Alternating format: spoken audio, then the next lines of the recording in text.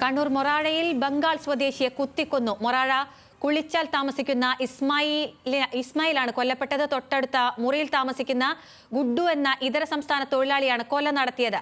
ഇയാൾ രക്ഷപ്പെടാൻ ശ്രമിക്കുന്നതിനിടെ വളപട്ടണം പോലീസ് പിടികൂടി. കൂടുതൽ വിവരങ്ങളുമായി കണ്ണൂരിൽ നിന്ന് നിഖിൽ ചേരുന്നു. നിഖിൽ, എപ്പോഴായിരുന്നു സംഭവം? എന്തൊക്കെയാണ് വിശദാംശങ്ങൾ?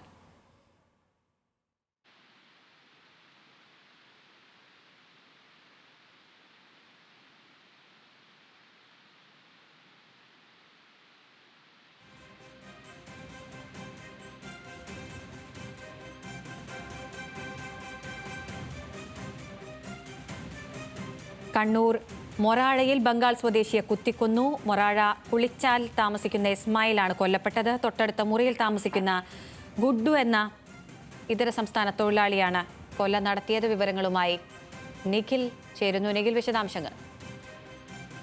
ഇന്ന് രാത്രി 8 മണിയോടുകൂടിയാണ് ഇത്തരത്തിലുള്ള ഒരു സംഭവം നടക്കുന്നത്. കുളിച്ചാലിലെ ക്വാർട്ടേഴ്സിലെ അടുത്തടുത്ത മുറികളിൽ താമസിക്കുന്നവരാണ് ബംഗാൾ സ്വദേശിയായ ഇസ്മായിലും ഗുഡ്ഡുവും. ഗുഡ്ഡു ഏത് സംസ്ഥാനത്ത് നിന്നുള്ള ആളാണെന്ന് ഇപ്പോൾ നമുക്ക് വ്യക്തമായിട്ടില്ല.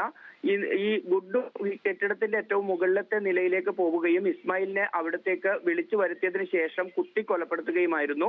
ഈ സമയത്ത് ഇത് ആരുടെയും ശ്രദ്ധയിൽപ്പെട്ടില്ല. ഈ കൊല നടത്തിയതിനു ശേഷം ഗുഡ്ഡു കെട്ടിടത്തിൽ നിന്ന് പുറത്തേക്ക് ഇറങ്ങി ഒരു ഓട്ടോറിക്ഷയിൽ കയറി രക്ഷപ്പെടാൻ ശ്രമിക്കുകയായിരുന്നു.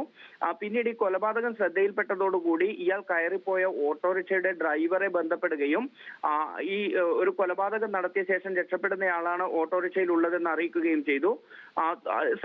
ഒപ്പം തന്നെ ഈ ഓട്ടോ വളപട്ടണം ഭാഗത്തേക്കാണ് വരുന്നതെന്ന് മനസ്സിലായതോടുകൂടി വളപട്ടണം പോലീസിനെയും വിവരം അറിയിച്ചു. തുടർന്നാണ് വളപട്ടണം പോലീസ് ഈ പ്രതിയെ പിടികൂടിയത്. എന്താണ് കൊലയിലേക്ക് നയിച്ച കാരണം എന്ന് ഏതായാലും ഇപ്പോൾ വ്യക്തമായിട്ടില്ല. തളിപ്പറമ്പ് പോലീസ് അക്കാര്യത്തിൽ അന്വേഷണം നടത്തി വരികയാണ്.